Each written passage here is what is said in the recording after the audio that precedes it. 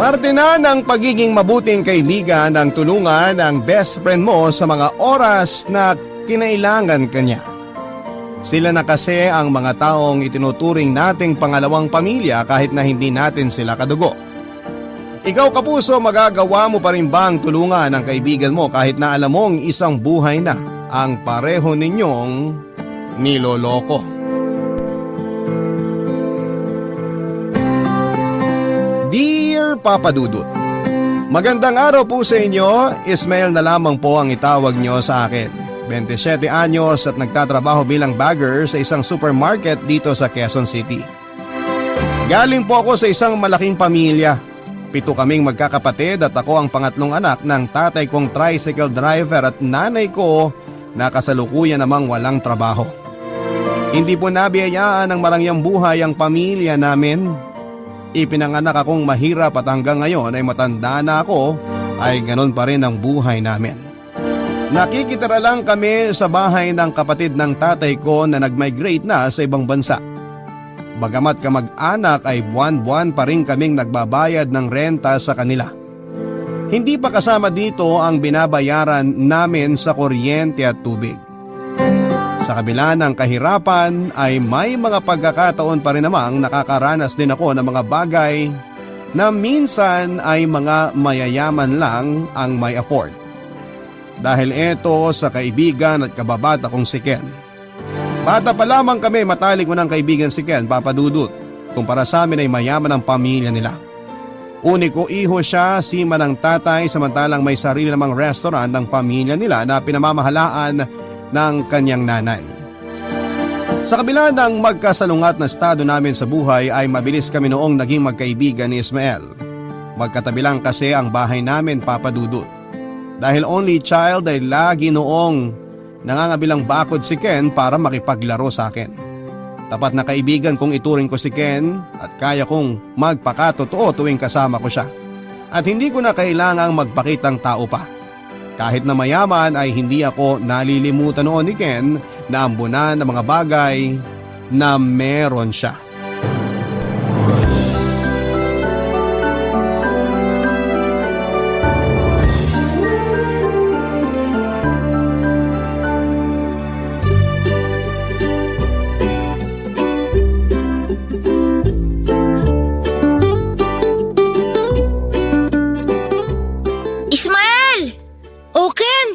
Tagal mo naman eh. Kanina pa kaya kita hinihintay.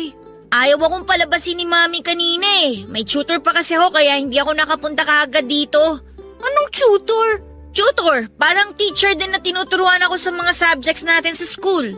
May classmate ka rin ba sa tutor? Wala! Mag-isa lang akong tinuturuan ni Teacher Marie. Teacher Marie? Yan ang pangalan ng tutor mo? Oo! Galing naman. Pero hindi ba nakakatamad yun? Pagod ka na nga sa school tapos may tutor ka pa pag-uwi.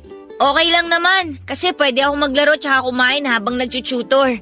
Tsaka binibigyan naman ako ni Mami ng pera pagkatapos eh. Talaga? Mag-aaral ka lang tapos may pera ka na?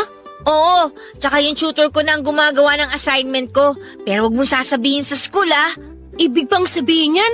Tapos mo na assignment natin? Pakopya naman ako. Sige ba? Pero bago niyan, tikman muna natin to. Tcharan! Ano yan? Chocolate! Dumating na kasi yung padalang box ni Daddy. Talaga? Eh di madami kayong chocolate sa bahay nyo ngayon. Oo, marami. 3 box kaya pinadala ni Daddy. O heto, tikman mo to oh.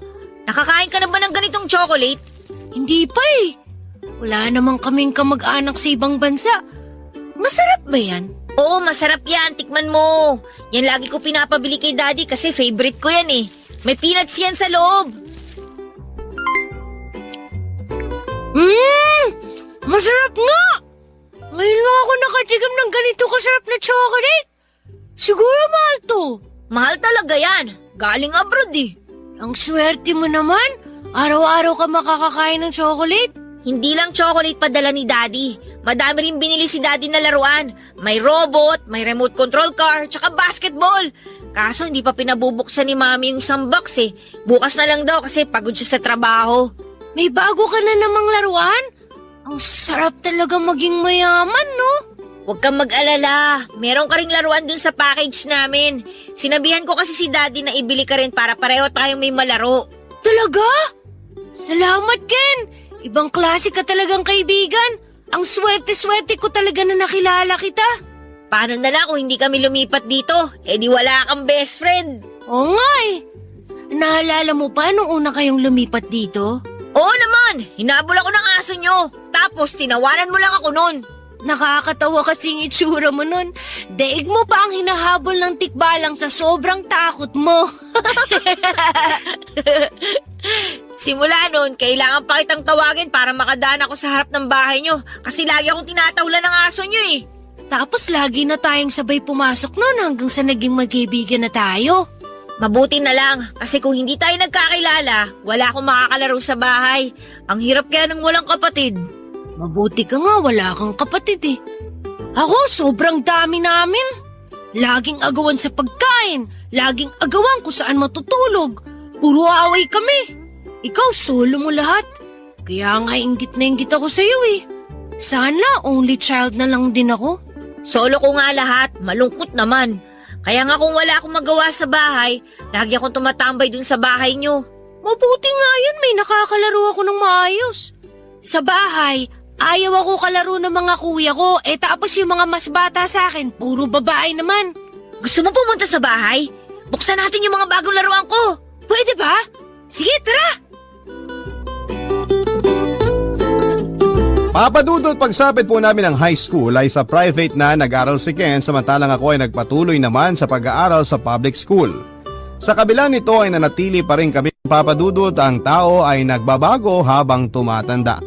Kung dati ay para kaming kambal tuko ni Ken na hindi mapaghiwalay, noong nagbinata kami ay unti-unting nagkaroon ng spasyo ang pagkakaibigan namin. Hindi na kami tulad ng dati pero ang mahalaga sa akin ay kaibigan pa rin naman ang turingan namin sa isa't isa. Dahil kay Ken ay nakakilala ako ng mga bagong kaibigan dahil palagi niya ako noong isinasama sa mga lakad nila. Ang problema nga lang, hirap akong makasabay sa kanila noon dahil pare-pareho silang mayayaman. Tuwing kumakain sila sa fast food, ako lang ang walang pambili. Pagkatapos maglaro ng basketball, naka-soft drinks sila samantalang ako ay ice water lang ang iniinom. Hindi naman nila ako pinababayaan, papadudot. Palagi nila akong nililibre dahil naiintindihan naman nila ang sitwasyon namin na mahirap lamang. Pero kapalit ng panlilibre nila sa akin ay parabang ako na ang naging runner ng barkada. Ako ang palaging inuutusang bumili ng pagkain, magpark ng motor, magsundo ng ibang tao at iba pa. Tuwing may inuman nga kami noon ay ako ang laging taga-bili ng alak, taga-timpla, taga-luto ng pulutan at taga-ligpit kapag lasing na ang lahat. Hindi naman ako noon nagreklamo dahil kahit papaano ang mga bagay na yon na lamang ang mayaambag ko sa grupo dahil hindi naman po ako mayaman. Ang mahalaga ay masaya ako kasama ang mga bago kong barkada. Isa pa po ay si Ken lang ang kaisa-isa kong kaibigan na itinuturing ko ng parang kapatid. Kahit na minsan ay para bang mababa lang ang tingin niya sa akin ay hindi ko na lamang binibigyan ng mali siya ang pagbabago ng ugali niya.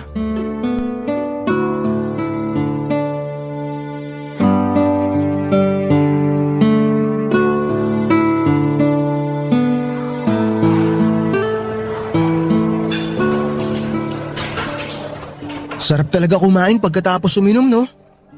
Oh, anong ginagawa mo? Di ka kakain? Di ka pa ba sawa dyan sa chicken at french fries? Lagi ka na lang kumakain ng fast food.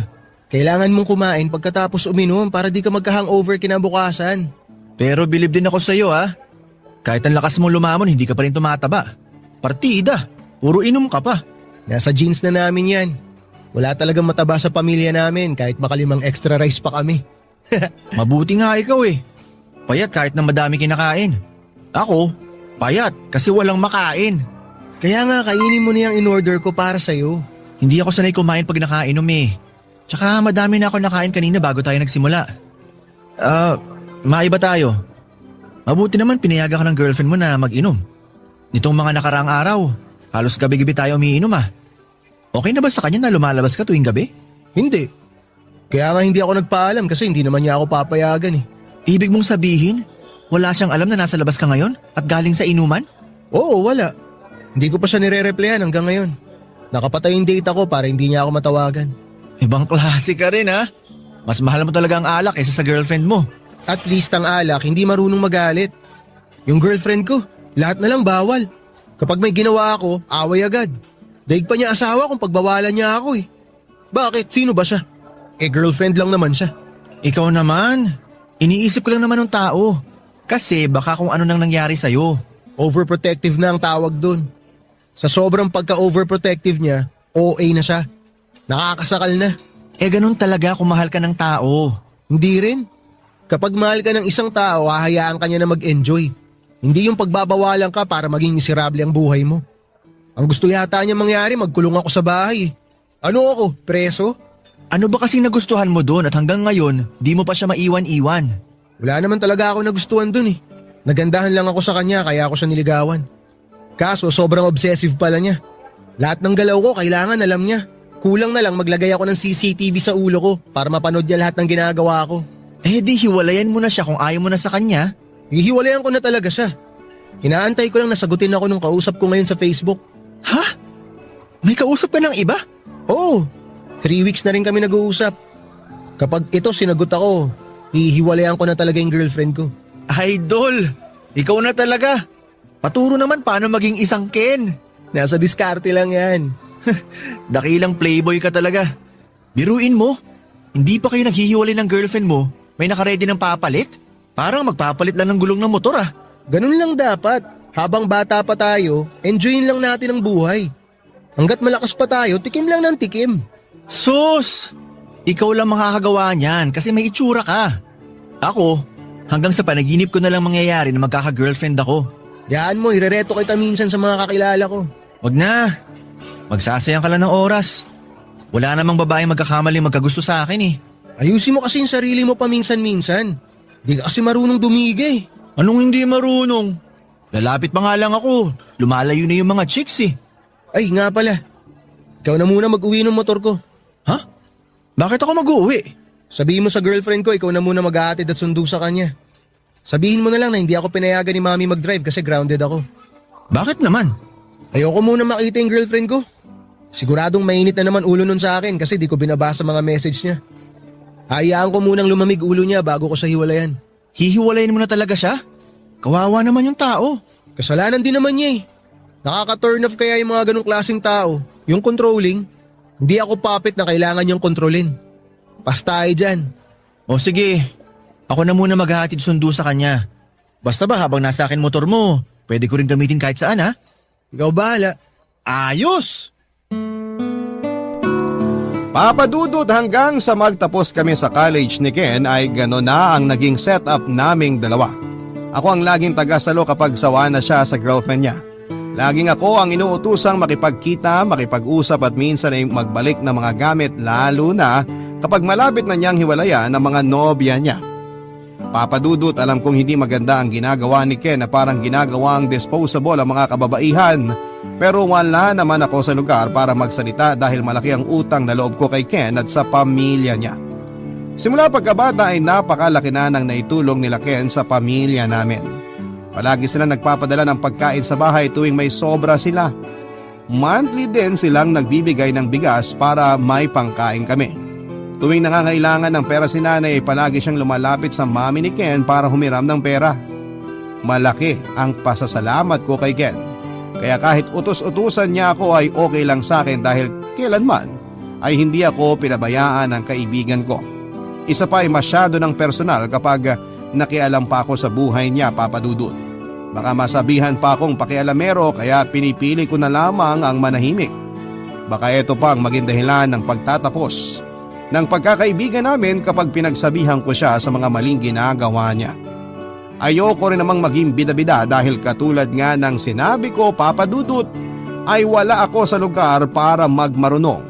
Pero Papadudot, masusubok ang pagkakaibigan naming dalawa ni Ken nang isang babae ang dumating sa buhay naming dalawa, Papadudot. Barangay Love Stories. Barangay Love Stories. Papadudot, hindi naman talaga may kakailang gwapo si Ken. Matangkad siya, makinis ang balat, maporma at talaga namang alagang mayaman. Kaya hindi na ako nagtataka kung bakit sa edad na 22 years old lang ay hindi na mabilang sa daliri ang mga naging girlfriend niya. Sa katunayan ay nagkaroon nga siya ng girlfriend na modelo. Isang karanasang karaniwang pinapangarap lang ng mga kalalakihan, pero noong nagsawa siya sa babae ay agad din niya itong hiniwalayan. Kabaligtaran naman ako ni Ken, Papa Dudut. Kung si Ken ay tila ba nasa kanya na ang lahat, sa akin po ay ni isang magandang katangian ay walang napunta. Tuwing nagtatabi kami ay para kaming kapit-gatas. Maganda naman kasi ang lahi nila Ken. Nagmana sa lolo nitong half Chinese. Ako naman bukod sa walang panggastos para maging presentable, ay palagi rin akong babad noon sa initan. Kaya tostado na ang balat ko sa araw. Dati po kasi akong nagpapasada ng tricycle kapag hindi kayang bumiyahe ng tatay ko. Hindi naman po sa dinadown ko ang sarili ko, Papa Dudut, sadyang wala lang talaga akong kakayahan at kayamanan para alagaan ang panlabas na anyo ko. Kaya sa huli tinanggap ko na lamang na pagdating sa papogian ay wala silang maaasahan sa akin. Parang ang milagro na lamang kung may magkakagusto man sa aking babae. Dahil dito ay sapat na sa akin na maging taga-suporta na lamang ni Ken sa kanyang malawak na love life.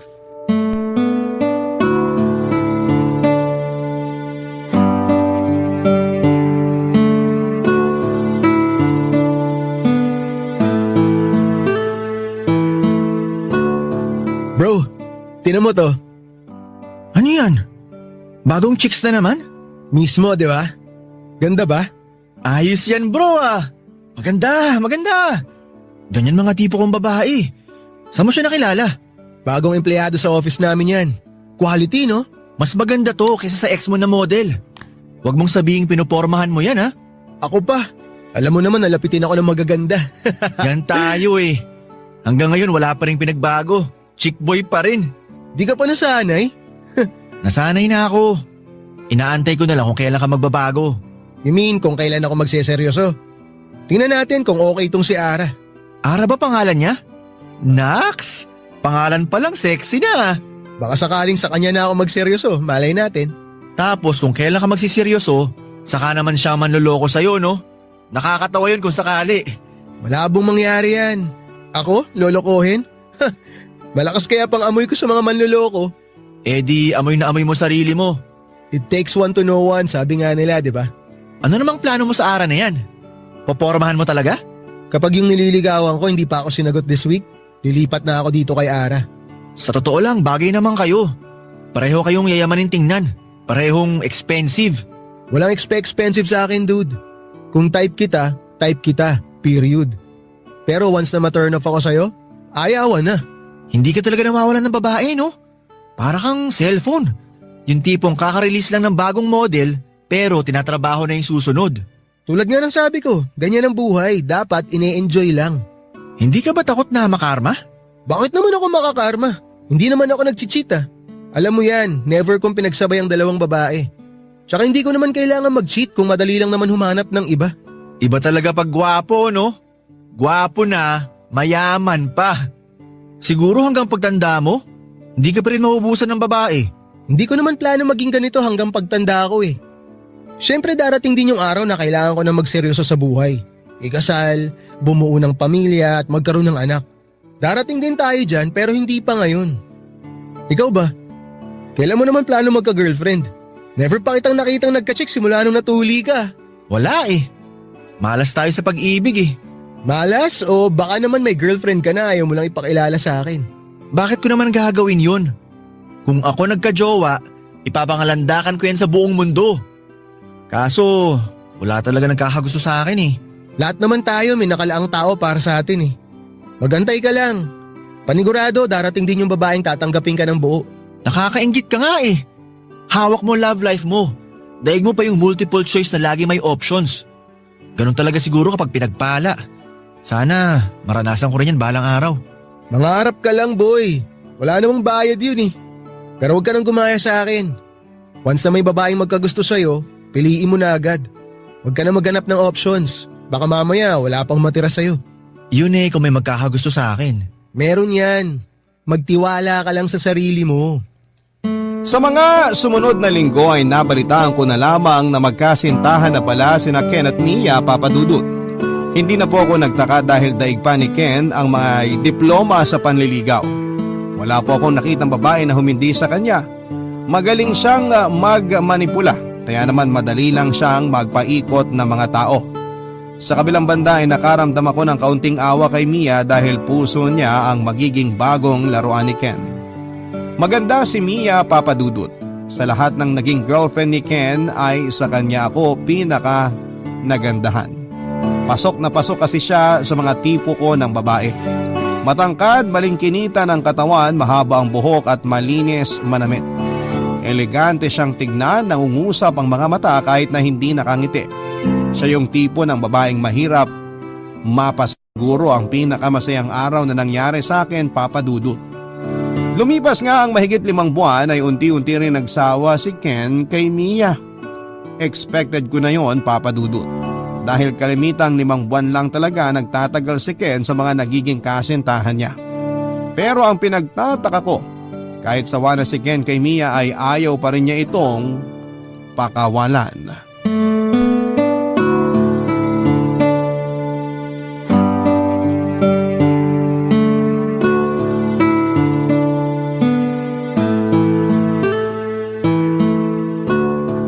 Pass na muna ako. Magdadrive pa ako mamaya. Ikaw na muna syumat, Ken. Takti naman to. Oh, anong problema? Chill ka lang. Mahal-mahal lang cellphone mo tapos ibabato mo lang. Nakakasira ng mood yang si Ara eh. Bakit? Anong meron kay Ara? Nag-away ba kayo? Lagi na lang ganito eh. Nakakasawa, buwisit. Ano na namang pinagawayan nyo? Ano pa nga ba? Dating problema. Pare-pareho lang naman yung mga babaeng yan eh. Gusto lagi may update. Gusto maagang umuwi. Gusto wag masyadong uminom. Hindi lang nakapag-reply agad, aawayin ka na. Gusto ka lang siguro niyang kumustahin. Ano pang silbi na pinayagan niya ako lumabas kung kada oras kailangan ko mag-update? Kulang na lang pati bilang ng shot ko sabihin ko pa sa kanya eh. Intindihin mo na lang. Wala akong oras para umintindi sa mga ganyang bagay. Siya yung dapat umintindi sa akin. Ginusto niya ako eh. Dapat panindigan niya. Alam mo sa totoo lang, nagtataka na talaga ako eh. Bakit ba kasi ang mga babaeng yan gustong gusto nilang baguhin yung mga boyfriend nila? Ano bang meron? Di ko masasagot yan. Di naman ako babae eh. Oh, bad trip talaga oh. Oh, ayan. Tinatawagan ka na ata. Hayaan mo siya. Gusto mo ako na lang sumagot sa tawag ni Ara? Ha? Bakit mo naman sasagutin? Ikaw ba boyfriend niya? Wala akong masamang intensyon. Nakakaawa lang kasi. Isipin mo na lang, baka hindi yan makatulog sa pag-aalala sa'yo. Lalo na nag-aaway pa naman kayo. Kailan ka pa naging concerned sa love life ko? Para hindi ka na naaabala. Kapag kinausap ko siya at na-explain ko ng maayos kung anong meron, baka tantanan ka na niya. Eh di, wala nang problema. Mukhang magandang idea yan ah. May naisip na ako. Ganito na lang. Oh, kunin mo tong phone ko. Ikaw na muna humawak niyan. Bakit? Pumapayag ka na nakausapin ko siya? Oo, pumapayag na ako. Kakausapin mo siya. Pero hindi sa tawag. Kakausapin mo siya sa chat. Sa chat? Oo. Magpapanggap ka na ako ikaw. Ang dating, ako yung kausap niya. Ikaw na muna mag-entertain sa kanya. Pero wag na wag mong sasabihin na ikaw ang kausap niya, Ismael ah. Hindi ba parang niloloko lang natin siya? Wag mo na isipin yun. Ang mahalaga hindi niya na ako kukulitin. Ikaw na muna proxy ko. Sagutin mo yung mga tanong niya, ikaw mag-update sa kanya habang nandito tayo. Bula-bulahin mo lang, sabihan mo ng kung ano-ano. Ikaw na bahala. Eh, paano kung mabuking tayo? Hindi tayo mabubuking unless ilaglag mo ako. Hindi mo naman gagawin yun, di ba? Siyempre hindi. Sa tagal na natin magkaibigan, kailan ba kita nilaglag? Yan, mabuti yan. Dapat alam mo kung kanino loyalty mo. Sige na, kausapin mo na siya. Sigurado ka ha? Paano kung may mapag-usapan kami tapos bigla niyang itanong sa'yo sa personal? Walang huli to, babasahin ko rin naman yung mga chat nyo pagkatapos eh. Kaya huwag kang magtatangkang magsabi ng kung ano-ano kay Ara. Malalaman ko rin lahat yun. Isipin mo kung paano ako magsalita. Kung paano ako sumagot. Huwag bobo ang reply ah. Tsaka ayusin mo spelling mo. Bawas pogi points kung hindi marunong mag-type ng maayos ang lalaki. Dapat pogi typings parati ah. Sige. Ako na bahala. Kaya ko na to. Oh, problem solved. O sige na, shot na uli tayo. Papadudod simula ng gabing yon tuwing wala sa mood si Ken at kapag tinatamad siyang kausapin ng girlfriend niya, ay ako na lagi ang inuutusan nitong kumausap kay Mia. Halos isang buwan din itong tumagal at sa katunayan nga ay pinagkatiwala na mismo sa akin ni Ken ang password ng mga social media accounts niya para lamang makapag-reply kaagad ako kay Mia tuwing humihingi ito ng update o tuwing nangungumusta siya sa nobyo niya. Nung una ay hindi talaga ako pabor sa ginagawa namin ni Ken dahil alam kong pareho namin niloloko si Mia ng mga panahon na yon. Pero kalaunan ay na-enjoy ko na rin ang ginagawa ko. Masaya po kasing kausap si Mia at para kaming nagkwekwentuhan na hindi ko inakalang ikakarelate namin dalawa kahit na magkalayo ang agwat ng estado namin sa buhay. Paminsan-minsan ay nag-open din siya sa akin ng mga problema niya at lagi akong to the rescue na nagbibigay ng advice sa kanya. Nang mga panahong yon ay hindi na ako nagpapanggap bilang si Ken. Ang mga lumalabas na sa mga chat ko noon ay nanggagaling na mismo sa puso ko. Ang feeling ko noon, Papa Dudut, ay sobrang gwapo ko habang kausap ang para sa akin pinakamagandang babae sa balat ng lupa. Papa Dudut, hindi naglaon sa hindi sinasadyang pagkakataon ay unti-unti na ngang nahuhulog ang loob ko kay Mia. Barangay Love Stories. Barangay Love Stories. Papadudod kung kailan na-fall na ako kay Mia ay saka naman ako biglang pinatigil ni Ken sa pakikipag-usap sa kanya.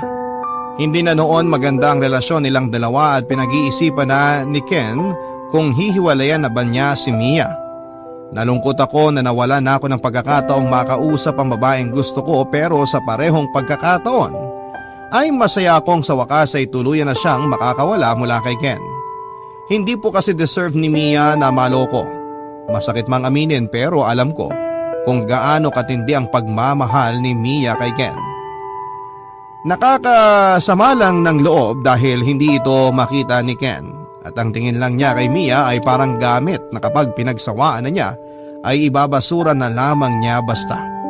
Naisip ko noon na sabihin na lamang kay Mia ang katotohanan. Gusto ko na noong ipaalam kay Mia na ako ang kausap niya nitong nakaraang buwan at hindi si Ken. Pero pinigilan ko ang sarili ko. Ayokong masira ang tiwala sa akin ng best friend ko at lalong ayokong masira ang pagkakaibigan naming dalawa, Papa Dudut. Kaya naman kahit masakit para sa akin ay nanatili akong tahimik sa gilid habang pinapanood kong paanong masira ang relasyon ng best friend ko at ng taong mahal ko.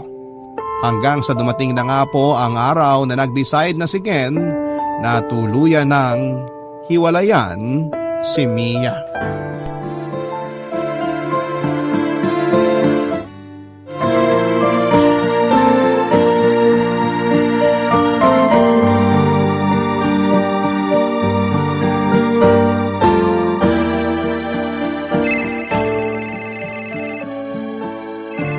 Panglimang beses na yung tawag ni Ara. Wala ka ba talagang planong sagutin yan? Huwag mo na lang pansinin, hayaan mo na lang siyang tumawag ng tumawag hanggang sa magsawa siya. Hulaan ko. Nag-away na naman kayo, no? Hindi kami nag-aaway. Hindi ko lang talaga siya pinapansin. Bakit naman? Para siyang bata eh. Daming gusto sa buhay. Kung makapag-demand, akala mo asawa ko na. Girlfriend ko lang naman siya. Binata pa ako pero daig ko na yung may asawa. Bawat galaw kailangan may pahintulot niya. Ayoko nang ganun. Hindi ko pa nakikita sarili ko sa ganung sitwasyon. Gusto ko pang enjoyin ang buhay ko kasi panigurado kapag nag-asawa na ako, wala na akong ibang gagawin kundi magtrabaho na magtrabaho para sa pamilya ko. Kaya habang kaya ko pa, sinusulit ko yung oras ko. Hindi pa ba sapat yung dami ng naging girlfriend mo?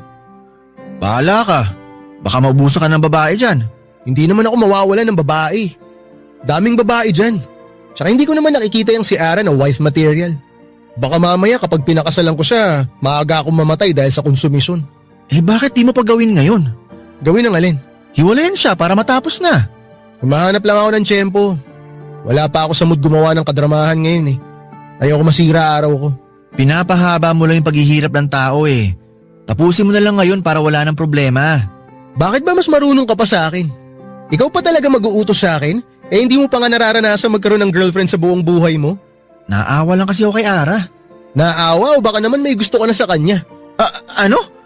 Bakit mo naman nasabi yan? Si Ara?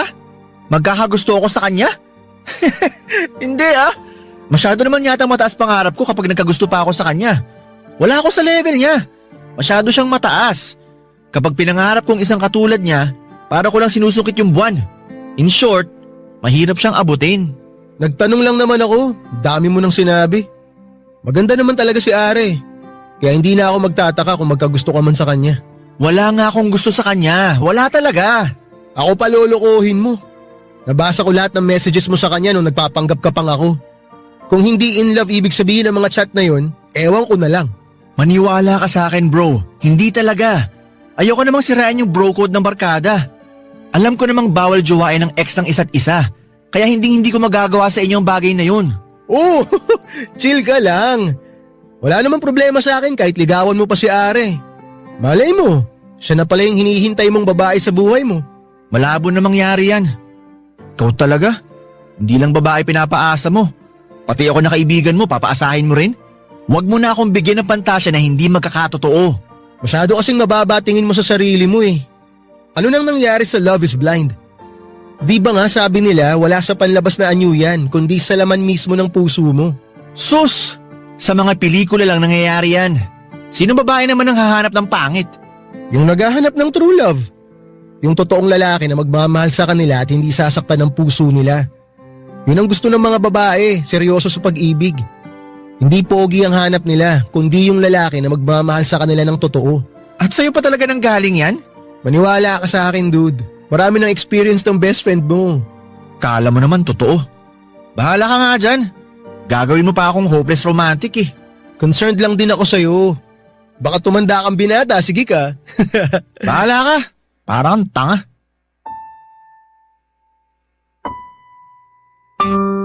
Papa Dudut, medyo nakaramdam ako ng inis kay Ken ng mga panahong yon. Naiinis ako sa kanya dahil pinaglaruan lang niya ang feelings ni Mia. Para bang habang tumatagal ay lalong lumalaki ang ulo ni Ken at masyado nang mataas ang tingin nito sa sarili niya dahil lamang marami ng babae ang nakolekta niya. Ang masaklap sa kabila ng pagiging playboy niya ay marami pa rin babaeng nagkakandara pa sa kanya. Pagkalipas ng ilang linggo ay tuluyan na ngang naghiwalay sina Ken at Mia. Alam ko kung gaano nasaktan si Mia sa nangyaring hiwalayan dahil saksi ako kung gaano niya kamahal ang kaibigan ko. Sa mga usapan pa lang namin ay makikita na kung gaano kalaki ang ibinigay na pagmamahal ni Mia kay Ken. Sa katunayan nga ay planado na nito ang future nilang dalawa ni Ken. Yun nga lang ay wala pala sa future ang utak ni Ken kundi nasa kasalukuyan pa lamang. Gusto ko mang i-comfort noon si Mia ay lagi naman akong inuunahan ng takot at kaba. Ayoko kasing magmukhang naghahabol sa kalat ng ibang tao. Isa pa ay gusto kong patunayan kay Ken na wala akong gusto kay Mia kahit na ang totoo ay nahulog na ang loob ko sa kanya. Sinikap kong lumayo sa problema nilang dalawa, Papa Dudut, pero nang minsang mapadaan ako sa lugar nila Mia ay naglakas loob akong kumustahin siya. Kinapalan ko na rin ang mukha ko, Papa Dudut, at nagtapat ako sa kanya ng totoo kong nararamdaman.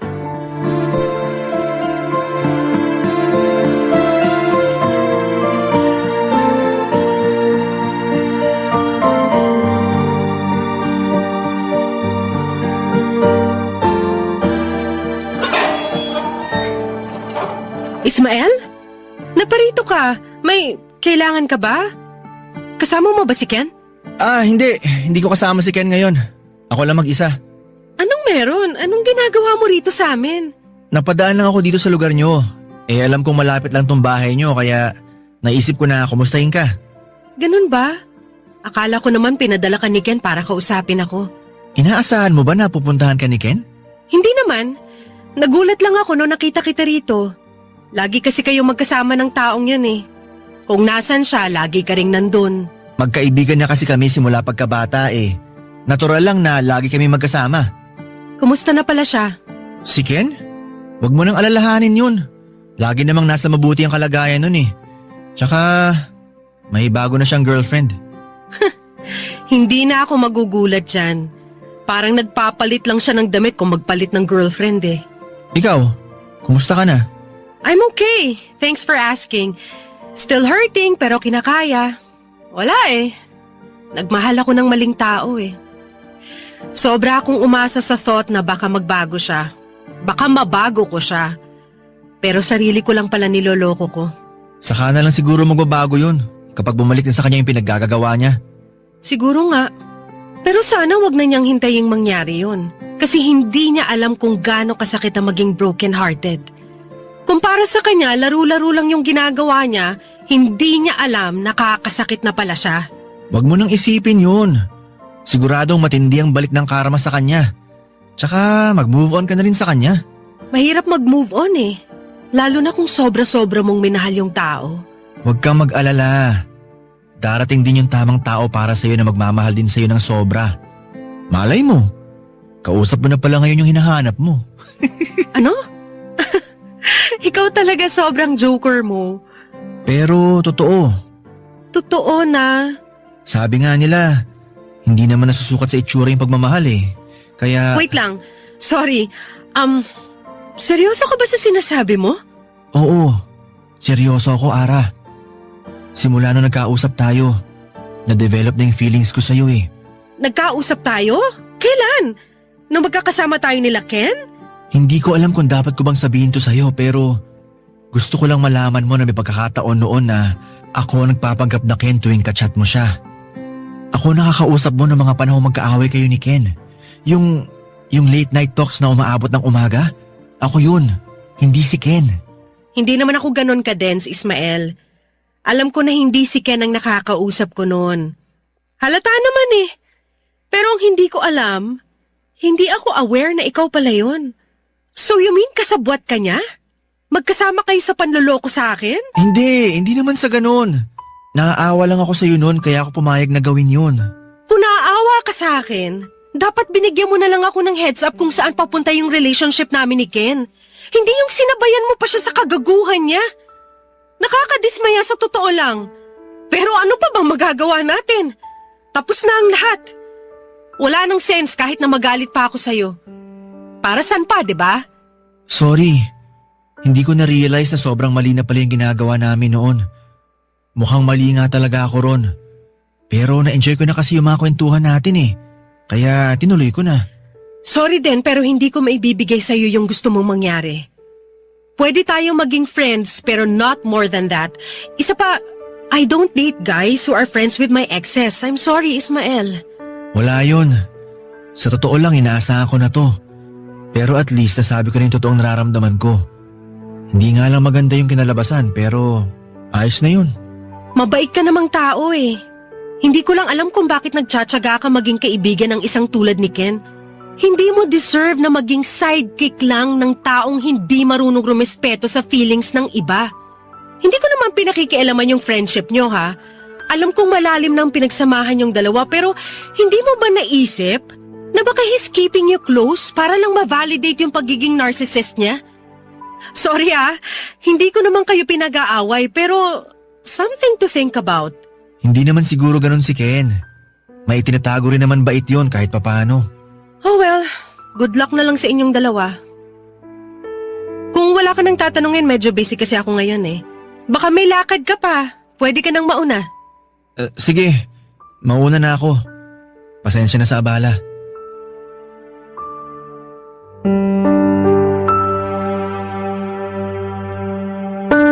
Papadudot masakit ang ma-reject pero mas lumalamang ang saya ko na kahit papaano ay inamin ko kay Mia ang tunay na nararamdaman ko. Hindi ba maganda ang kinilabasan ay wala akong pagsisisi. Ang mahalaga sa akin ay maisip ni Mia na kahit talikuran siya ng buong mundo ay may isang Ismael na humahanga at sumusuporta sa kanya. Sa naging pag-uusap namin ni Mia ng araw na yon, Papadudot, ay marami akong napagtanto. May punto siya sa mga sinabi niya. Sa hinaba-haba ng pagsasama namin ay para lamang akong naging sidekick ni Ken. Ako ang karaniwang tumatapos sa mga sinisimulan niya. Ako ang gumagawa ng mga bagay na ayaw niyang harapin at palaging ako ang sumasalang sa mga bagay na kung tutuusin ay kayang-kaya naman niyang gawin. Para niya akong ginawang alala ay kapalit ng ilang tulong para sa akin at sa pamilya ko. Papadudot habang buhay kong tatanawin na utang na loob ang pagtulong ni Ken at ng mga magulang niya sa amin. Pero sa pagkakataong pong yun ay unti-unti na akong dumistansya sa kaibigan ko at napag-isip-isip ko na hindi ko na kayang suportahan ang mga ginagawa niya kaya mas mabuting lumayo na lamang ako sa kanya. Hindi nga po naglaon papadudod sa mga sumunod na taon ay tuluyan nang naghiwalay ang landas namin ni Ken. Ni hindi man lang siya nagtaka kung bakit bigla na lamang ako nawala sa buhay niya. Ni hindi niya ako kinumusta sa haba ng panahong hindi kami nagkita. Siguro nga ay wala nga talaga siyang paki sa akin. Pinatunayan lamang niya na totoo ang mga sinabi ni Mia noong araw na yon. And speaking of Mia, ay meron na po siyang boyfriend sa ngayon. Matagal-tagal na rin sila at ang chismis ay malapit yata silang ikasal. Ako naman hanggang sa ngayon ay single pa rin pero hindi pa rin po ako nawawala ng pag-asa na sa tamang panahon ay darating din ang taong para sa akin. Hanggang dito na lamang po ang kwento ko, Papa Dudut, at maraming salamat. Pusin ang pag-aaral ko noon sa kolehiyo kasi alam ko naman na palagi akong may pera. At nang huminto ako sa pag-aaral ay nag-focus ako sa pagiging drummer sa isang banda dahil passion ko talaga ang music. At sa isang music festival na tinutugtugan namin ay doon ko naman nakilala ang babae na nagpatotoo sa akin ng mga salitang love at first sight, Papa Dudut.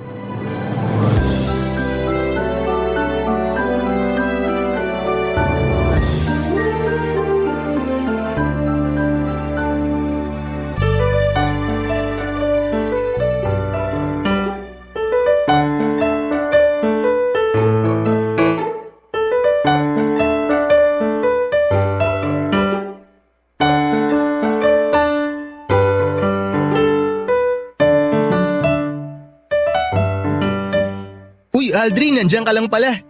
Kanina pa kita hinahanap eh. Ba't mo naman ako hinahanap?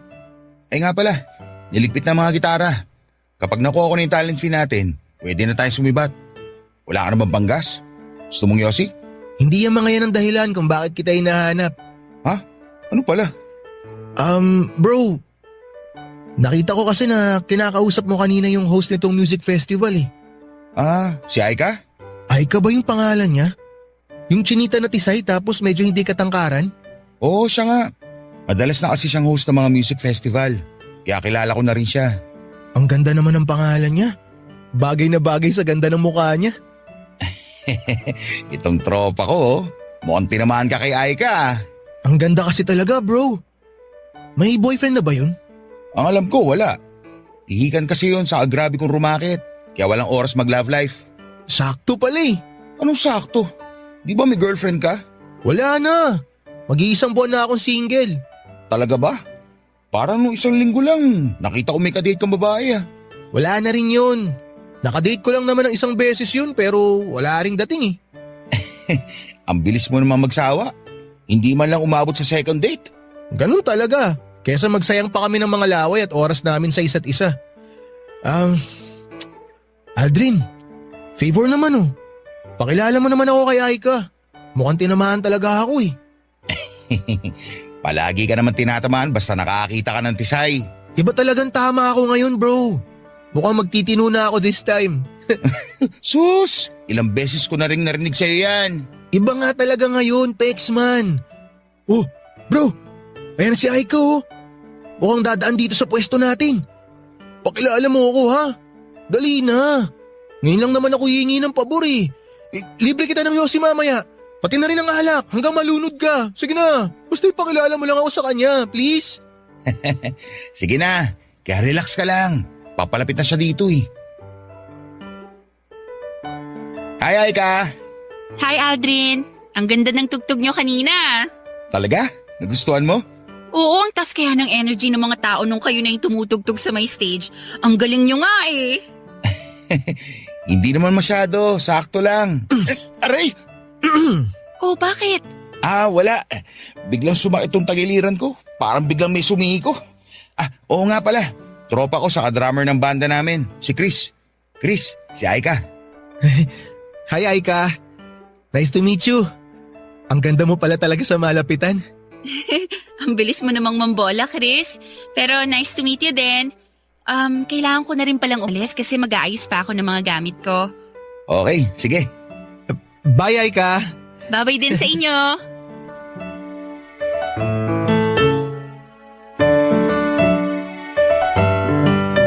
Papadudot, bago tumugtog ang banda namin ng gabi na yon sa isang music festival ay nakuha kaagad ng event host na si Aika ang atensyon ko.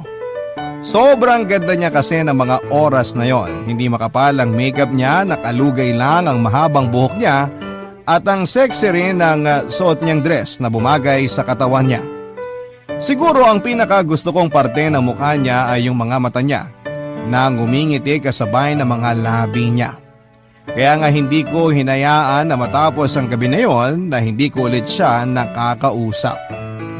Nang tapos na ang event at nakita ko siya na nag-aayos ng mga gamit niya ay nilapitan ko siya kaagad at tinanong ko kung gusto niyang sumabay sa akin pauwi dahil dala ko ang motor ko. Nalaman ko kasi na sa Batangas lang din siya umuwi kaya pwede ko siyang ihatid sa kanila. Pero sinabi niya na may pupuntahan pa raw siyang racket kasama ang isang kaibigan niya. Akala ko pa ay dahilan niya lamang yon kasi hindi niya ako type. Pero bago kasi siya umalis sa harap ko ay sinabi niya na i-add ko raw siya sa Facebook at doon kami mag-usap muli. Binigay niya sa akin ang buong pangalan niya at iniwanan ako ng napakatamis ng ngiti. Bago ako sumakay ng motor ko para umuwi ay yun nga ang ginawa ko, Papa Dudut. Hinanap ko ang pangalan niya sa Facebook at in-add ko kaagad. At nang makauwi ako sa bahay, aaminin ko na kinilig ako nang makita kong inaccept na ni Aika ang friend request ko. Doon nga kami patuloy na nag-usap mula sa chat, tawagan at video call. Hanggang sa yayain ko na siya na mag-date kami, Papa Dudut.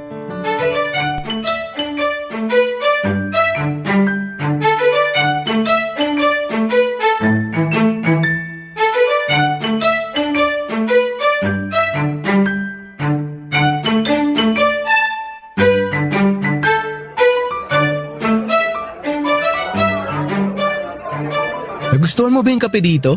Oo naman. Lalo na tong in-order ko. Sakto yung timpla sa lasa na gusto ko. Yung nagtatalo yung pait at tamis. Mabuti naman at nag-e-enjoy ka kahit papano. Anong kahit pa paano? Sobrang nag-e-enjoy ako dito kasama ka, Chris. Talaga? Ang saya mo kasing kasama. Mula dun sa pinasyalan nating falls, kinainan natin na masarap na lumihan, hanggang dito sa coffee shop. Lahat yon na-enjoy ko. Lalo na ngayon kasi ang relaxing ng ambience sa lugar na to. At saka, ang ganda pa ng tanawin dito sa spot natin. Pero, mas maganda pa rin yung nakikita ko mula dito sa kinauupuan ko. Parang ewan naman to eh. Chris? Oh, bakit? Anong ginawa ko? Ay nako, ewan ko sa'yo. Nako-conscious na ako sa pagtitig mo sa akin eh. Pasensya na kung napapatitig ako. Pero totoo naman kasi. Ang ganda-ganda mo talaga, Aika. Ilang ulit mo nang sinabi yan mula kanina. Di ka pa nagsasawa. Hindi. Hindi ako magsasawa na titigan ka, promise. Ewan ko sa'yo. Pero thank you ha.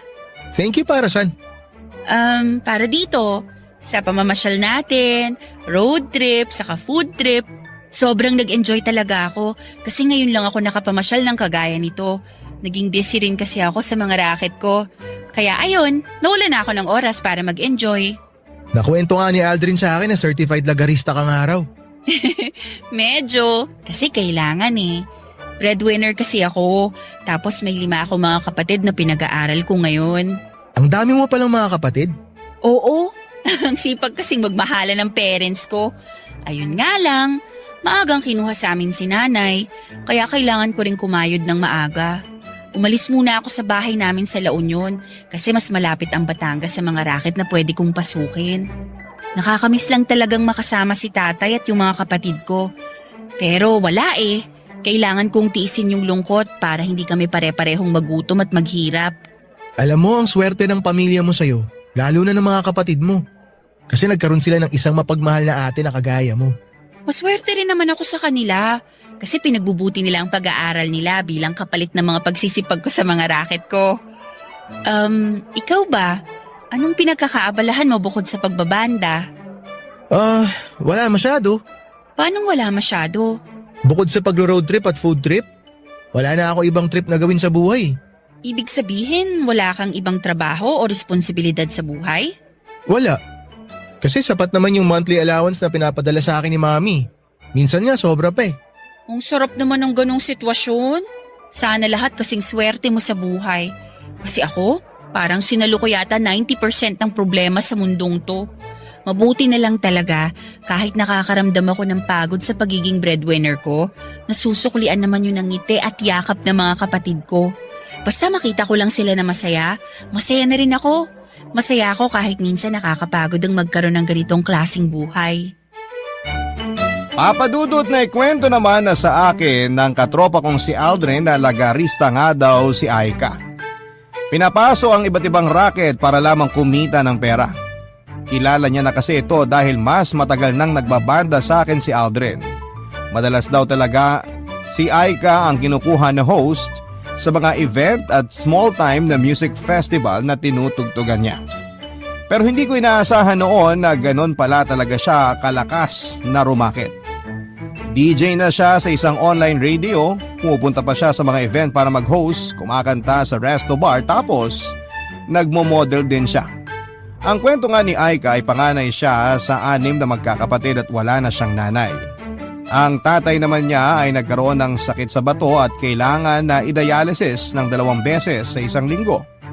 Kaya naman nagdesisyon siya na huminto na sa pag-aaral at maagang magtrabaho para na rin sa pamilya nila. Medyo na-guilty ako sa part na pangarap ni Aika na makapagtapos ng pag-aaral, pero mas pinili niyang isantabi muna ang pangarap na yon.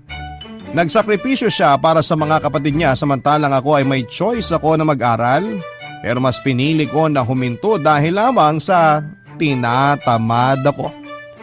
Papadudot doon ko naisip na hindi talaga patas ang mundo dahil palaging merong nakakaangat at merong ding lumulubog kahit pa pilit silang nagsusumikap na makaahon sa buhay, papadudot. Barangay Love Stories. Barangay Love Stories. Papadudot na sundan pa mga date namin ni Aika at marami kaming mga bagay na napagkukwentuhan sa tuwing magkasama kaming dalawa. At para patunayan ko kay Aika na seryoso ako sa kanya ay nagpakilala ako sa tatay niya bilang manliligaw niya, papadudot. Kahit kabado ako ay sumama ako kay Aika na umuwi ng La Union at humarap ako sa tatay pati na rin sa mga kapatid niya. Natuwa naman ang tatay ni Aika at sinabi nito na ako lang daw ang naglakas loob na umakyat ng ligaw sa bahay nila. Kaya naman nakuha ko kaagad ang boto niya pati na rin ng mga kapatid ni Aika. Hindi nagtagal, papadudot ay nakuha ko na rin ang pagmamahal at tiwala ni Aika dahil sinagot na niya ako, papadudot.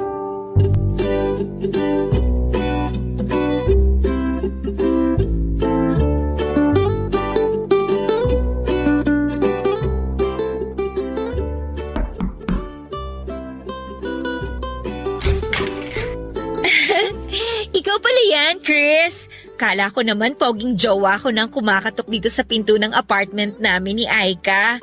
Poging jowa pala ng beshi ko. Hello, Nika. Hello din sa'yo, Chris. Halika, pasok ka. Salamat. Upo ka muna dyan sa sofa. Okay, sige. Thank you. Nagme-makeup lang si Aika pero palabas na rin yun ng kwarto. May gusto ka bang inumin o kainin habang naghihintay sa kanya? Wala naman. Busog pa ako. Huwag ka na mag-abala. Salamat, Nika. Tikman. Baka may gusto kang tikman habang wala pa dito yung beshi ko. Aha? Alam mo na, bagong putahe. Kasi naman, nakakasawa din yung paulit-ulit mo nang kinakain, di ba? Hindi naman ako mabilis magsawa, lalo na kapag paborito ko yung putahe. Pero alam mo minsan, kailangan mo rin tumikim ng dessert para maiba lang. Sige ka, ikaw rin. Baka maaga ka maumay sa beshi ko. Hoy, Nika! Ano yung naririnig ko na pinaghaharot mo na naman yung boyfriend ko? Oy, hindi ah! Masyado ka namang malisyosa.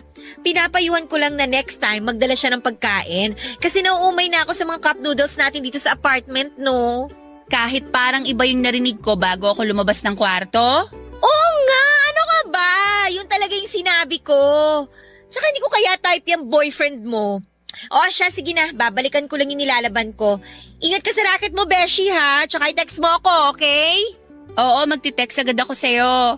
Okay, very good. Iwan ko muna kayo dyan ha. Sige Nika. Ang kulit talaga ng kaibigan mo, no? Sobra. Pagpasensyahan mo na ha. Ganun lang talaga magsalita yun. Ayos lang, nasasanay na rin naman ako. Ayos lang ba yung makeup ko ngayon saka yung pagkakapusod ko sa buhok ko? Oo naman, ang ganda mo nga eh. Talaga? Oo, maganda ka talaga. Tsaka kahit naman anong ayos ng buhok mo, kahit wala ka pang makeup, maganda ka pa rin sa paningin ko, baby. Naku ha, binubola mo na naman ako. Hindi pambobola yun, maniwala ka. Alam mo naman na ikaw ang pinakamagandang babae sa paningin ko eh. Baby, saan nga pala racket mo ngayon? Doon lang sa isang hotel na malapit dito, na-invite ako para kumanta sa isang private party. Maliit lang ang bayad pero okay na rin kesa walang racket. Pwede ba ako manood? Ha? Hindi eh. Kasi private party yun. Kaya hindi pwedeng pumasok yung mga walang invitation. Sayang naman. Kasi gusto rin kitang mapanood na kumanta eh. Next time na lang, promise. Kapag hindi private party yung racket ko. Tara na baby. Baka malate pa ako sa racket ko eh. Papadudod, kapag ang mga racket ni Aika ay mag-host ng mga private party ay napapansin ko na madalas mas makapal ang makeup niya at mas revealing ang suot niyang damit.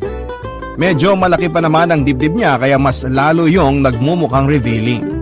Kaya may mga oras na nagdadala talaga ako ng extra jacket para may maipasuot ako sa kanya lalo na kapag hinahatid o sundo ko na siya sa racket niya.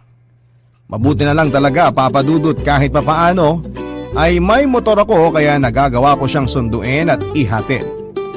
Kasi baka mabasto si Aika kapag bumabiyahe siya pauwi ng ganon ang suot niya tapos wala pa siyang ibang kasama. Alam ko naman, Papadudot, na ginagawa yon ni Aika para makuha ang atensyon ng ibang prospect client sa mga party na pinupuntahan niya.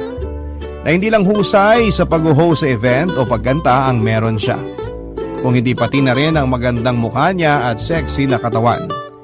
Hindi rin naman palagi na revealing ang mga suot niyang damit o makapal ang makeup niya.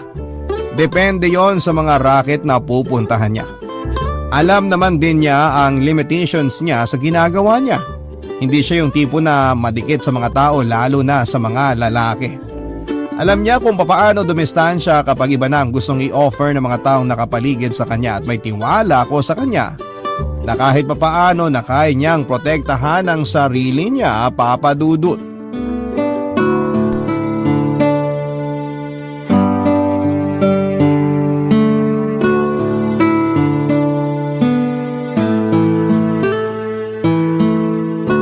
Hi baby!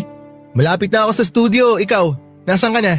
Nandito na rin kami ni Nika sa resto bar kung saan ako kakanta ngayon. Oh, akala ko mag-host ka ng event ngayon. Hindi na tuloy eh. Mabuti na nga lang may binigay na racket si Nika kaya hindi masasayang ang makeup ko ngayon. Saang resto bar yan, baby? Ha? Ang sabi ko, saang resto bar ka kakanta? Para sunduin na kita pagkatapos ng gig ng banda namin. Naku, hindi na. Out of the way kasi sa'yo yung racket ko ngayon eh. Okay lang sa akin, wala akong ibang lakad ngayon. Hindi ka abala. Ayokong makaabala sa'yo at sa banda nyo, baby. Kaya huwag mo na akong alalahanin. Saka kasama ko naman si Nika ngayon. May kasabay akong umuwi mamaya. Sigurado ka ba na ayaw mo akong pumunta dyan? Oo, kasi kapag sinundo mo ko, maiinis naman si Nika kasi mawawalan siya ng kasabay na umuwi. Sabagay, may point ka. Basta mag-iingat ka ah. I love you. I love you too, baby. Bye!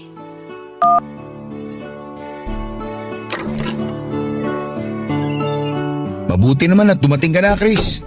Nasaan na ibang kabanda natin? On the way na raw. Medyo maaga pa naman kaya okay lang kahit wala pa sila.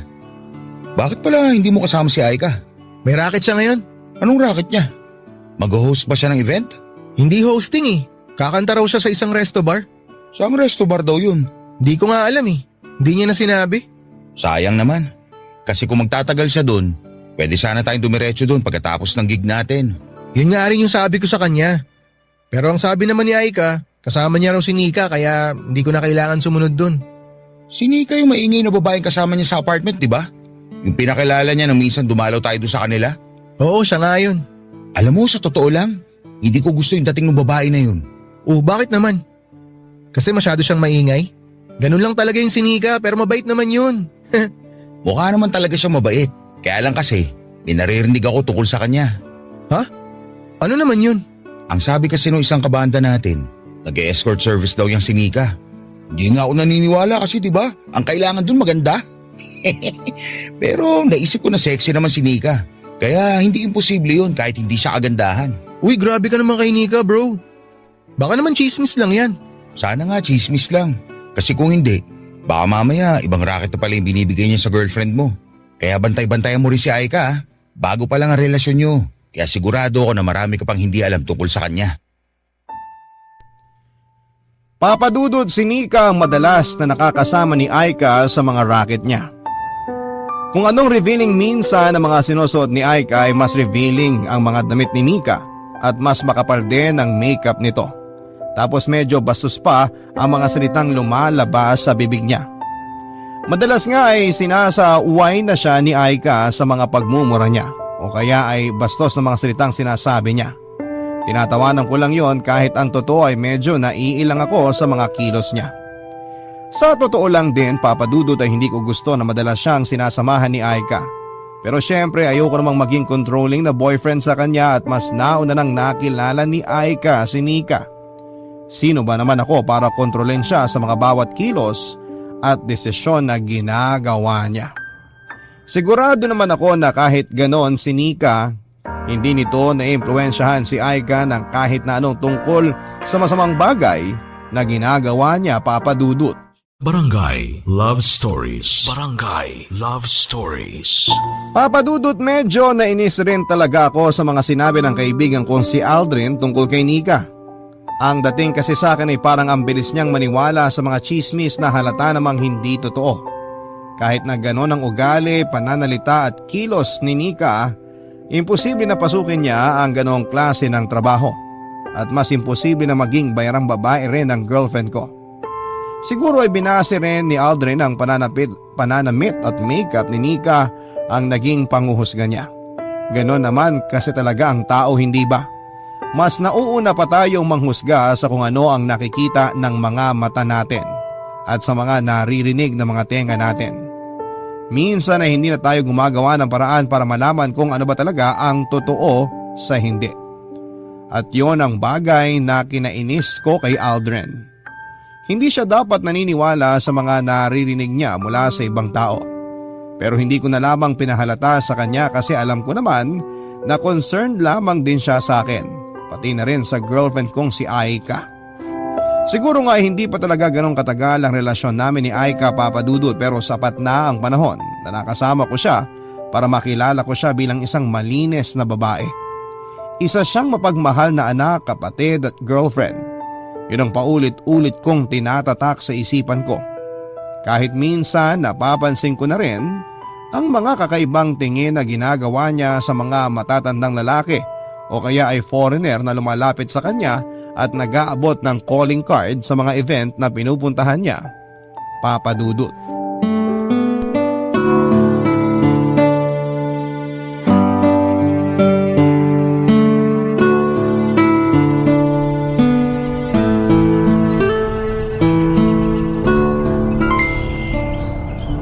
Baby, upo muna tayo sa may banda doon. Napapagod na rin kasi ako maglakad-lakad eh. Sige, sakto kasi mapuno nga sa pwesto na yun.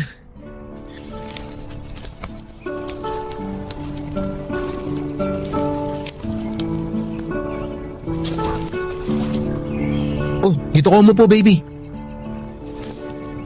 Ay, sa wakas, nakaupo rin. Medyo sumakit yung mga paa ko dun sa paglakad-lakad natin ah. Mabuti na lang may malapit na pwesto dito na pwedeng upuan. Tsaka hindi rin gaano mainit ang panahon ngayon kaya masarap talagang mamasyal at magpahinga pagkatapos ng mahabang lakaran. Buti nga dito mo naisip sa Plaza Mabini mag-celebrate ng monthsary natin ngayon eh. Palagi na rin kasi tayong kumakain sa mga restaurant kapag special day natin. Kaya ito yung pumasok sa isip ko na gawin natin ngayong araw na to. Tipid na, enjoy pa. Agree ako dyan sa sinabi mo, baby. Teka, ubusin ko lang tong banana ko yung nahawa ko. Natunaw na rin kasi yung asukal sa sobrang tagal ko kumain. Tutulungan na nga sana kitang ubusin yan eh. Alam mo naman kasi kung gaano ako kabagal kumain. Baby, may question pala ako. Ano yan? Gaano na kayo katagal na magkaibigan ni Nika? Wait lang, baby ah. Lunukin ko lang tong saging na nasa bibig ko bago ko sagutin yan. So ayun na nga, magkaklase kami nung high school sa La Union. Doon talaga nag-start yung friendship namin. Nang makagraduate kami, pumunta na siya dito sa Batangas para magtrabaho. Kaya nang malaman niya na kailangan ko ng trabaho, tinulungan niya ako kaagad. Matagal-tagal na rin pala talaga kayong magkaibigan, no? Oo, close kasi talaga kami nung high school. Buti nga naisipan ko siyang i-message para tulungan ako na makapagtrabaho. Kasi kung hindi dahil sa kanya, hindi ako magkakaroon ng iba't ibang racket. Pero lahat naman ng trabaho niya malinis, di ba? Ha? Anong ibig mong sabihin? Wala siyang maling ginagawa. Kumbaga, marangal naman yung mga trabaho na pinapasok niya. Tsaka mga trabaho na binibigay niya sa'yo, di ba? Oo naman, syempre. Ano ba kasing nasa isip mo, Chris? Wala naman akong iniisip na masama. May narinig lang kasi ako na uso raw kasi ngayon yung mga racket na hindi magandang pasukin. Natakot lang ako na baka mamaya iba na pala yung binibigay ni Nika sa'yo na trabaho. Medyo nag-alangan lang ako kasi baka hindi na disenteng trabaho yung pinapapuntahan niya sa'yo eh. Mabait na tao si Nika. Matagal ko na siyang kaibigan. Kaya sana, huwag mo siyang pag-isipan ng ganyan. Alam ko naman na mabait siya. Iba pa rin kasi yung nag-iingat ka. Chris, kung ano man yung iniisip mong negative tungkol kay Nika, hindi siya ganon, okay? Hindi porke maingay, taklesa at minsan bastos ang bibig niya, iisipin niyo na kaagad na pakawala siyang babae. Mabait ang kaibigan ko at wala siyang kahit na anong masamang bagay na ginagawa. Oo, alam ko yun. Naniniwala naman ako sa'yo. Huwag ka na magalit, baby. Ang hirap kasi sa inyo, masyado kayong judgmental. Ay, tara na nga, umuwi na tayo. Napagod na rin kasi ako. Oh, baby, wait lang! Aika, hintayin mo ako! Papadudod, alam ko na sumama din ang loob ni Aika sa mga sinabi ko, pero gusto ko lang maging open sa kanya tungkol sa bagay na nasa isip ko. Ganun pa man ay hindi ko hinayaan na matapos ang araw na yon na hindi kami nagkakaayos. Kaya dinala ko siya sa isang malapit na beach bago kami umuwi para lamang ma-relax ang isipan niya at makapag-usap kami ng maayos. At kagaya nga ng inaasahan ay naging okay na rin ang lahat sa pagitan naming dalawa. Nang muli ako mag-sorry sa kanya na sinamahan ko pa ng pagbibigay ng masarap na buko juice. Papadudot, aaminin ko na may mga pagkakataon na hindi ko na rin maiwasan na pag-isipan na may ginagawang hindi maganda ang girlfriend ko. Pumasok na noon sa isipan ko kung paano kung tama nga ang mga naririnig ko tungkol sa kaibigan niya o sa kanya. Paano kung hindi lahat ng racket niya ay malinis, hindi kagaya ng sinabi niya sa akin? Paano kung nagsisinungaling lamang siya? May mga racket kasi siya na inaabot siya ng madaling araw o kaya ay umaga na siyang nakakauwi. Kagaya na lamang nang tawagan ko siya minsan para yayain na makipag-date.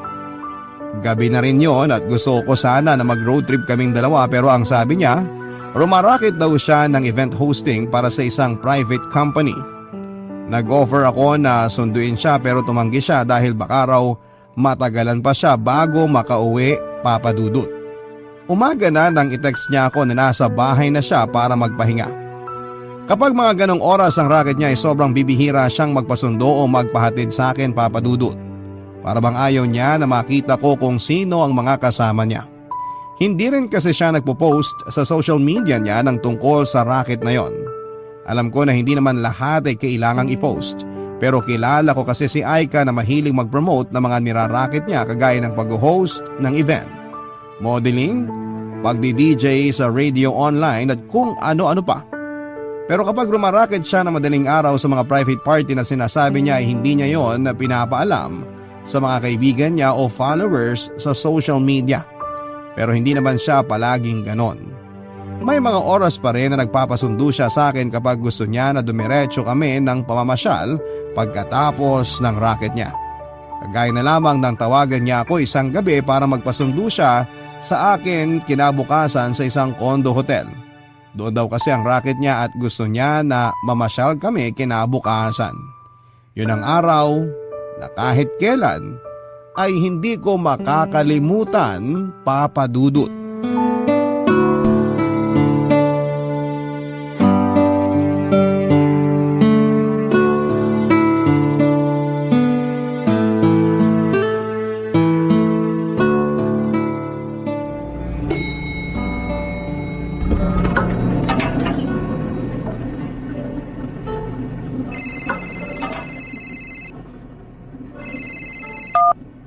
Hello? Hello pare, nasan ka? Nandito ako sa condotel, susunduin si Aika. Anong ginagawa mo dyan? Tumawag kasi sa akin si Aika kagabi. Nagpapasundo siya sa akin dito. Nag-host daw kasi siya ng isang private party na ginanap sa isa sa mga room dito eh. Kaya lang, hindi naman siya nagre-reply mula kaninang umaga. Alam mo ba kung nasang room number siya? Sa kabuti, pinapasok ka dyan. Hindi naman mahigpit yung receptionist sa lobby kanina kaya pinakyat na ako dito. Tapos sakto, na-text na rin sa akin ni Aika yung room number kaya pupuntahan ko na siya. Didiretso na ako dun sa kwarto. Dapat nga sa lobby lang ako maghihintay kagaya ng billing niya kaya lang hindi siya nagre-reply sa mga text ko eh. Kaya minabuti kong puntahan na siya. Baka nalasing kaya hindi ka na niya na-replyan. Uy! Ano yun? Ano nangyari sa'yo? Teka bro, parang boses ni Nika yung sumigaw na yun ah. Oh, ano nangyari dyan pare? Hindi ko alam. Narinig ko lang yung boses ni Nika na parang umiiyak. Sige bro, tawagan kita mamaya ah. Sige na. Sige. Parang doon yata nang galing yung sigaw ni Nika. Tsaka bakit parang ang dami ng tao ron? Matignan nga. Ano kayang meron? Excuse me. Makikiraan lang po. Excuse me, makikiraan sandali. Ano bang... Aika? Sabi na tanggalin niyo na yung komotel! Tanggalin niyo yung komo na nakabigti sa kanya! Ma'am, pasensya na po pero ang higpit kasi talaga ng pagkakatali nitong kumot. Gumawa ka ng paraan! Nika! Ano nangyari kay Aika? Chris! Baby! Chris, tulungan mo! Baby! Si Aika! Tumabi ka nga dyan! Tumabi ka ako na! Ma'am, babalik po kami. Tatawag lang kami ng ambulansya sandali. Ano ba kasing nangyari? Bakit nakabigti siya ng kumot dito sa may bintana? Nika, ano nangyari kay Aika?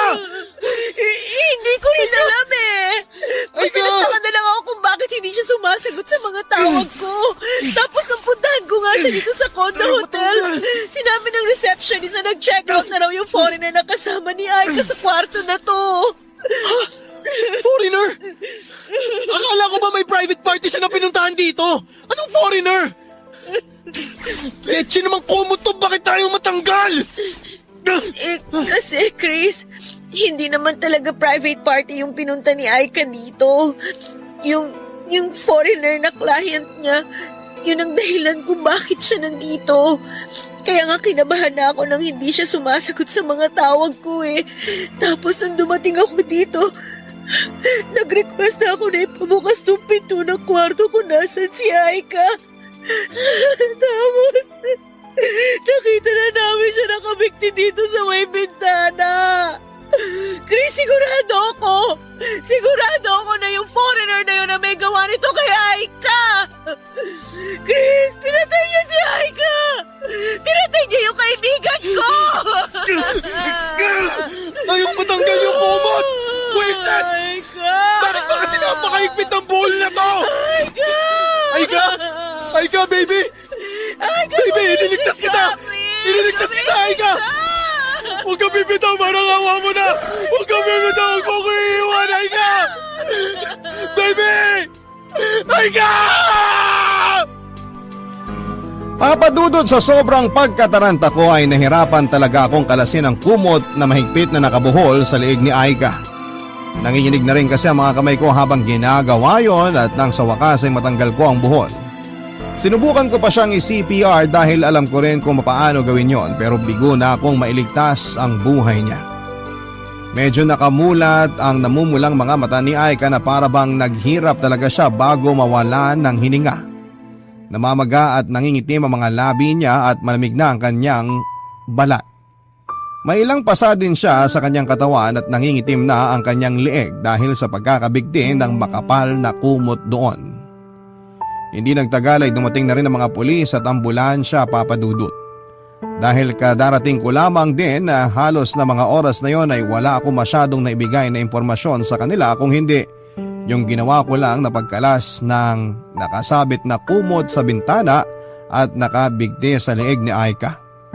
Pero nagulat ako nang marinig ko ang mga impormasyon na ibinigay ni Nika sa mga pulis.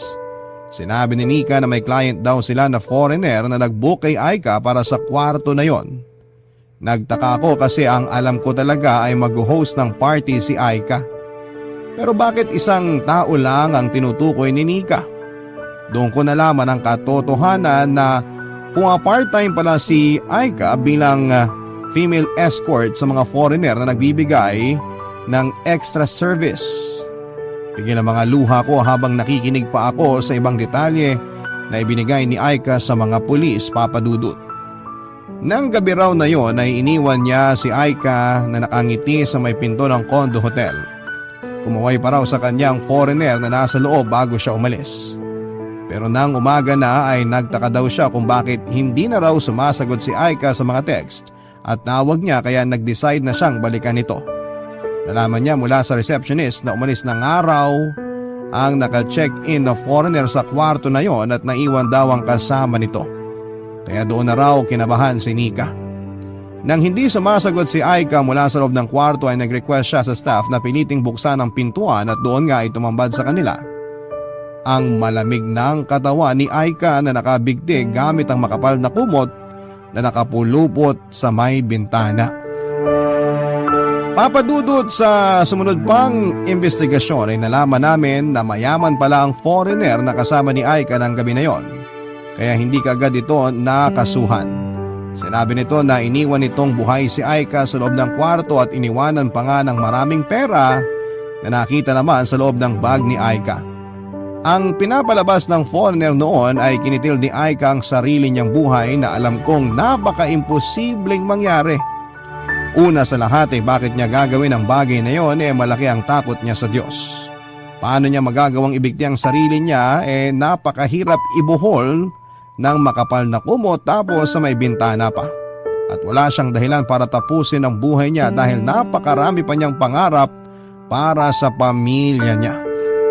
Pero sa kabila ng mga ebidensya na nagtuturo sa foreigner na nakasama ni Aika bilang suspect sa nangyari sa kanya ay hindi pa rin po ito nakulong. Ayon na rin kasi ng tatay ni Aika ng gulo dahil alam niya na malaking tao ang makakalaban nila. Kaya naman nag-decide ito na hindi na magsagawa pa ng autopsy at hindi na rin magsampa ng kaso. Tinanggap na lamang nito na nagpakamatay si Aika kahit na napaka-imposible noon, Papa Dudut.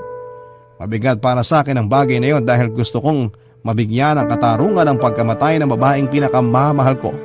Pero dahil maagang sinukuan ng pamilya niya ang pakikipaglaban para sa katarungan ng pagkawala niya, wala na rin po akong ibang nagawa kung hindi ang tanggapin ang katotohanan na ang katarungan ay hindi nakukuha ng ganon kadali lamang. Lalo na kung may nakapagitan na malaking halaga ng pera. Ilang taon na rin po ang nakakalipas mula na mangyari ang lahat ng ito sa buhay ko, Papa Dudut. Wala na akong naging balita pa sa foreigner na pinaniniwalaan kong pumatay kay Aika. Siguro hanggang ngayon ay nagpapakasarap pa rin po siya sa buhay. Pero umaasa ako na may kanya-kanyang paraan ng Diyos na maparusahan ang isang makasalanan na kagaya niya. Hindi ko na rin nakausap pa si Nika pero alam ko na nagbagong buhay na siya mula sa naging trabaho niya bilang female escort na may extra service. May asawa at 2 anak na rin po ako sa ngayon pero nananatili pa rin si Aika sa puso ko. May bahagi kasi sa sarili ko na nangihinayang dahil hindi ko man lang siya natulungan na mas ayusin ang buhay niya, Papa Dudut. Kung nalaman ko lamang ang tungkol sa kanyang racket, sana'y nasubukan ko na maging daan para magkaroon siya ng bagong buhay kasama ko. Maraming salamat, Papa Dudut, sa pagbibigay ng oras na mabasa ang sulat kong ito.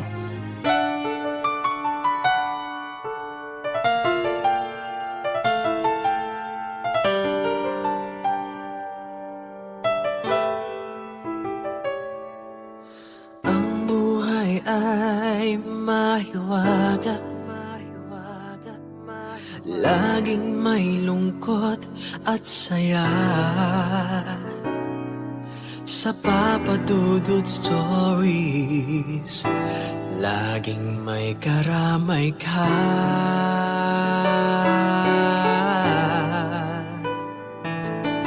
Mga problemang kaibigan, dito ay pakikinggan ka. Sa Papa Dudut Stories, kami ay iyong kasama. Dito sa Papa Dudut Stories, ikaw ay hindi nag-iisa.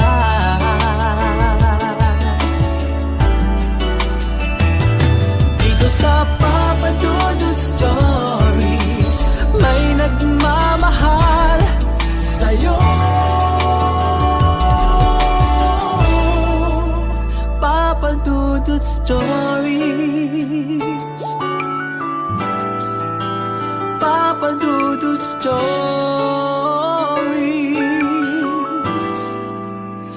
Papa Dudut Stories.